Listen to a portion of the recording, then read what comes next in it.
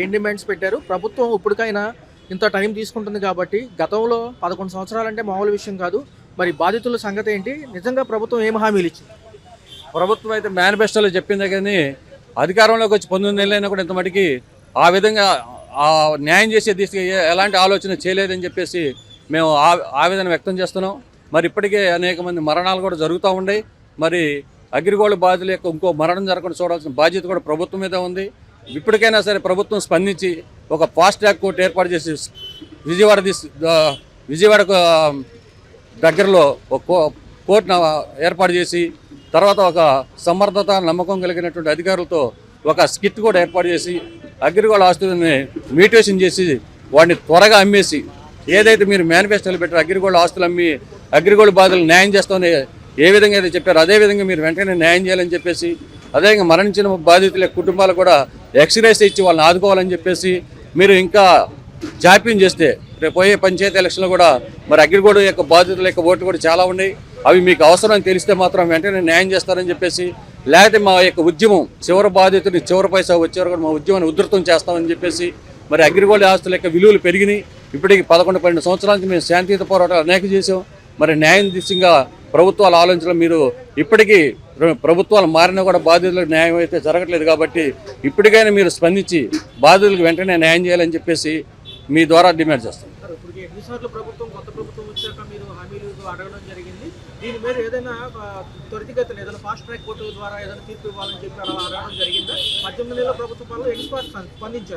Sir మేము ప్రభుత్వం చంద్రబాబు నాయుడు గారిని లోకేష్ గారిని అయితే చాలా కలవటం తర్వాత మేము సిఐడి వాళ్ళకి మా వినతులు అయితే వినిపించడం జరిగింది. న్యాయం చేస్తామన్నారు. సిఐడి వారి దిశగా మాత్రం వర్క్ అయితే జరుగుతుంది కానీ ప్రభుత్వం స్పీడ్ చేయట్లా. మరి వాళ్ళు తలుచుకుంటే ఇది లెక్కలేదు కాదు. మరి అగ్రిగోల్డ్ ఆస్తులు అయితే చాలా ఉన్నాయి. వాటిని అమ్మేనేయచ్చు లేకపోతే మీ యొక్క ఇప్పుడు పేదలకి 3 సెంట్లు 2 సెంట్లు ఇస్తారు ఇళ్ల స్థలాలు ఇస్తూ ఉన్నారు వాటికి ఉపయోగించు లేదా ప్రభుత్వ కార్యాలయాలు కూడా అగ్రిగోల్డ్ పొలాలు వాటిని ఉపయోగించుకోవచ్చు. కాబట్టి అలా ఉపయోగించైనా సరే మీరు వాటిని తీసుకునైనా సరే మాకు వెంటనే న్యాయం చేయాలని చెప్పేసి కోరుతున్నాం.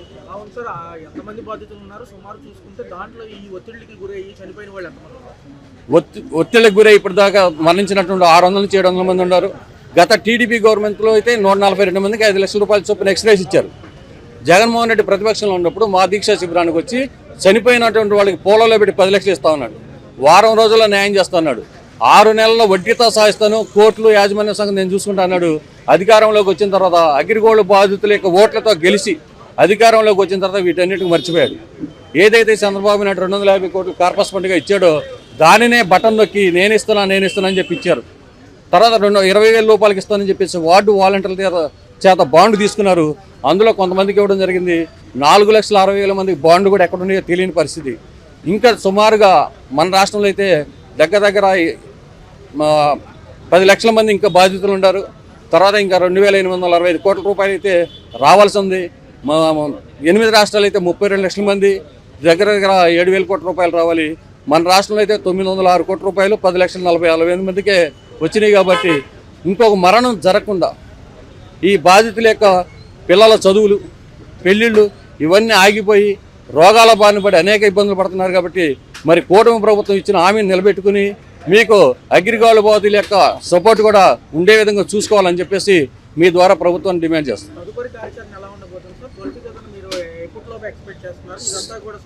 సార్ ఈరోజు జరిగే ఆవేదన దీక్షా సమయం ముగిసే టైంకి ప్రభుత్వం నుంచి ఏదైనా పక్కా హామీ రాకపోతే ఏదైతే మేము డిమాండ్లు ఉండే ఆ డిమాండ్లకి ప్రభుత్వం స్పందించి కనుక మాకు సరైన వాళ్ళ నుంచి సమాధానం రాకపోతే మా యొక్క దీక్షలు ధర్నాలు ఉధృతం చేస్తామని చెప్పేసి మా పోరాటాన్ని ఇంకా అన్ని మండలాల్లో జిల్లా స్థాయిలో కూడా ఉధృతం చేసి ఎక్కడికక్కడ వాటిని దిగ్బంధం చేస్తాం. అధికార కార్యాలయాలను దిగ్బంధం చేస్తామని చెప్పి మీ ద్వారా తెలియజేస్తాం. చూసుకుంటే ఈ సమస్య ఒకటి కాదు 11 సంవత్సరాల పైనే గడిచిపోతుంది. అనేక మంది బాధితులతో పాటు ఇవన్నీ కూడా ఎంతవరకు కూడా కేసులు ఇంకా నడుస్తూనే ఉండటంతో చాలా మందికి అపనమ్మకం కూడా ఉంది. వస్తాయా రావా అని చెప్పి అనేక మంది ఒత్తిడితో కూడా చనిపోయి ఉన్నారు ఏజెంట్స్ కూడా. మరి ఏం జరుగుతుంది? ఇప్పటివరకు 11 సంవత్సరాలు అయిందండి అగ్రిగోల్డ్ కంపెనీ పోయినాక ఇవి కస్టమర్ చాలా ఇబ్బంది పెడుతున్నారండి. మేము కట్టిన డబ్బులు మీరు ఇవ్వండి లేకపోతే ఇప్పించండి. ఎప్పుడు వస్తాయి ఎక్కడ బజారికి పోయినా ఎక్కడ ఏది చేసినా ఇస్తున్నారండి. మా ఖమ్మంలో నా కింద టోటల్గా 10 మంది ఏజెంట్లు ఉన్నారండి. టోటల్గా 2 కోట్ల రూపాయలు రావాలండి. అసలు అమౌంట్సే 2 కోట్లు రావాలి. ఇంకా ఇంతవరకు ఎప్పుడు వస్తాయని అడిగేటోళ్ళు ఎక్కువ అయ్యారండి. దాన్ని మేము భరించలేక చాలా ఇబ్బందులు పడుతూ ఉన్నామండి మార్కెట్లో.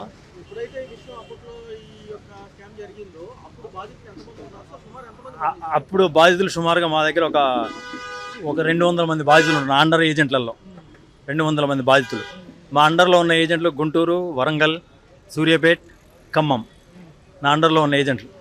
మీ ఉండేది ఖమ్మం. మా పేరు లక్ష్మారెడ్డి. ఇదే అంశం పైన ఏదైతే అగ్రిగోల్డ్ ఆస్తులకు సంబంధించి వేలంపాట నిర్వహించి వచ్చే డబ్బులు కూడా అవన్నీ కూడా అసలు అమౌంట్స్ ఇచ్చినా హ్యాపీగా ఫీల్ అవుతారు వచ్చిన ఏజెంట్లు కానీ కస్టమర్స్ కానీ ఎవరైనా. చాలా బాగుంటుంది. తొందరగా ఈ కూటమి ప్రభుత్వం అంగీకరించి మమ్మల్ని ఆదుకోవాలని చెప్పి మేము మనవి చేస్తున్నాం. మాకు 2 కోట్లు రావాలండి మా 10 మంది ఏజెంట్ల మీద. మా అండర్లోనే 1 కోటి రూపాయలు రావాలి. నేను ఓన్ కట్టించినాయి. అది ప్రభుత్వం ఏం చెప్తుందంటే ఇప్పుడు ఈ డిసెంబర్లో ఇస్తానని కూటమి ప్రభుత్వం అనౌన్స్ చేసింది. సరే ఇప్పటివరకు అనౌన్స్ రాలేదు కాబట్టి మరోసారి ఇప్పుడు ధర్నా పెట్టాము. ఈ ధర్నాలో కొంచెం ఇప్పటికైనా కూటమి ప్రభుత్వం ఆలోచించి ఎవరి డబ్బులు వాళ్ళకి ఇప్పించాలని నేను మనవి చేస్తూ కోరుకుంటున్నాను. ఇప్పుడు ఆల్రెడీ భూములు డైరెక్టర్ల భూములు కానీ అవి ఉన్న ఆస్తులు కానీ అటాచ్మెంట్ పెట్టారు. పెట్టిన వాటిని అమ్మివేసి ఎవరి డబ్బులు వాళ్ళకి ఇవ్వాలని నేను మనవి అతి త్వరలో సాల్వ్ చేయాలని ఈ 5 రాష్ట్రాల్లో ఉన్న ప్రజలకి. అది బాగా ఒత్తిళ్ళున్నాయి. చాలామంది కొంతమంది ఏజెంట్లు ఎక్స్పైర్ అయ్యారు. ఆ ఎక్స్పైర్ అయినా కానీ వీళ్ళు కొద్దిగా స్పందించలేదు. అసలు మెయిన్గా ఎక్కడ లోపం ఉందంటే యాజమాన్య లోపమేనండి. యాజమాన్యాలు ఏం చేశారు అంతా మాదే అని చెప్పి కొందరు డైరెక్టర్లని కూడా వాళ్ళు హింసించి కొంత చనిపోయారు. ఇక ఇది ఇప్పటికైనా కనీసం ఏజెంట్లు ఆదుకోవడానికి మనం అందరికీ డబ్బులు ఎవరి వాళ్ళకి ఇస్తే మనకి హ్యాపీగా ఉంటుందండి. ఈ ఉప ముఖ్యమంత్రి గారు కూడా మొన్న అంతకుముందు ఇచ్చిన వాటిలో స్పందించారు. వరలరామయ్య గారిని పంపించి ఎవరి డబ్బులు వాళ్ళకి డిసెంబర్ నాటికల్లా ఇస్తానని చెప్పి అనౌన్స్ చేశారు. పర్టికులర్స్ అన్నీ ఉన్నాయండి. లేని వాళ్ళకి అకౌంట్స్, బ్యాంక్ అకౌంట్స్, వాళ్ళ ఆధార్ కార్డ్స్ ఇవన్నీ ఉన్నాయండి. వాళ్ళు కట్టిన ప్రూఫ్స్ ఉన్నాయని ఆల్రెడీ కంప్యూటర్ డేటా ఉందండి. అది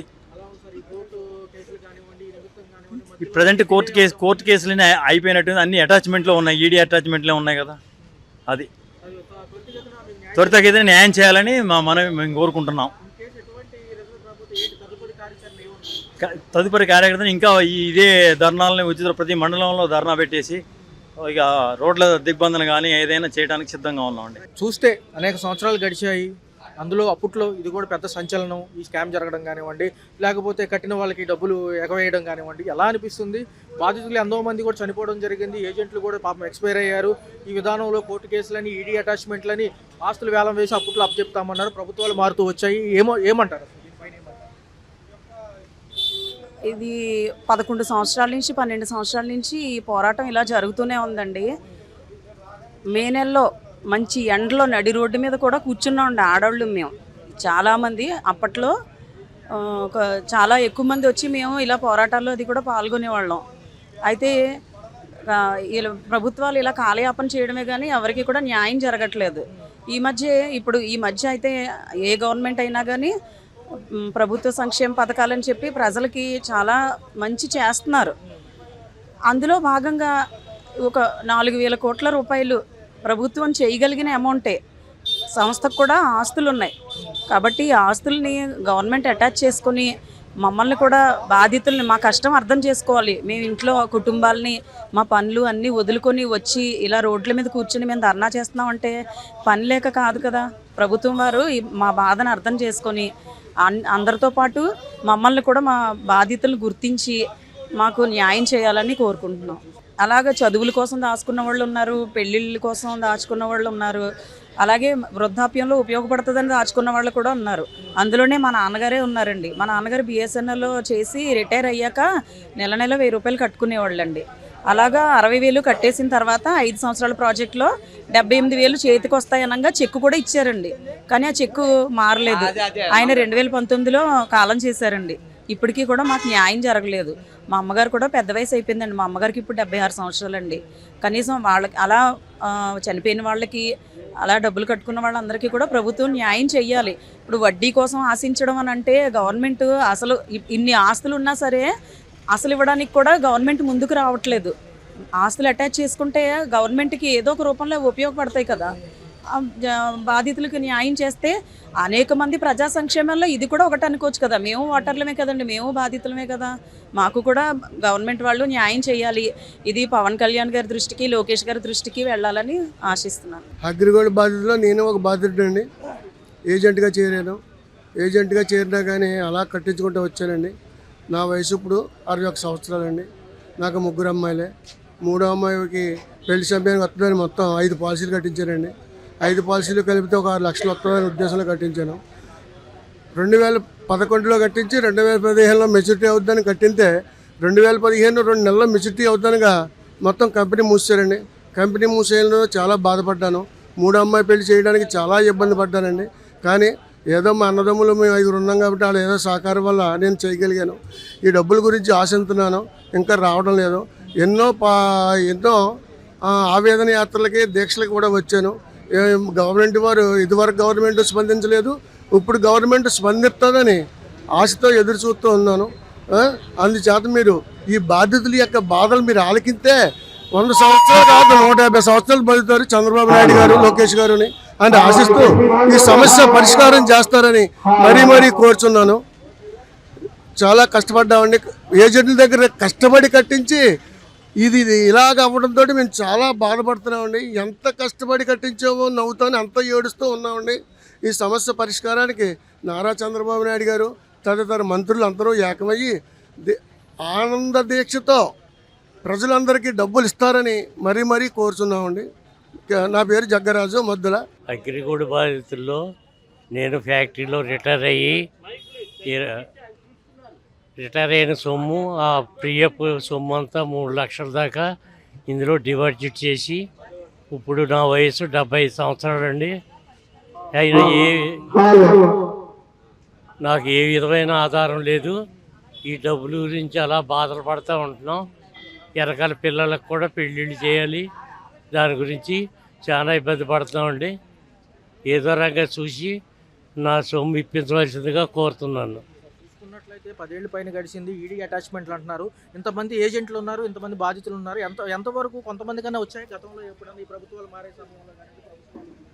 కొంతమంది బాధితులకు మాత్రం 10-20 వేలు మాత్రం వచ్చినాయండి.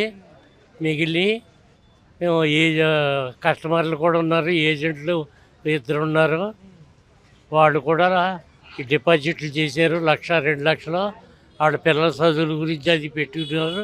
చాలా బాధపడుతున్నారండి. ఏదో చూసి మీరు కనుకరించి మా సొమ్ముకి ఇప్పించవలసిందిగా కోరుతున్నాం. పర్టికులర్గా ముఖ్యమంత్రి గారు ఇప్పుడు 18 నెలలు అవుతుంది పరిపాలన. మా ఉప ముఖ్యమంత్రి గారు ఏమైనా హామీలు ఇచ్చున్నారా దీని మీద?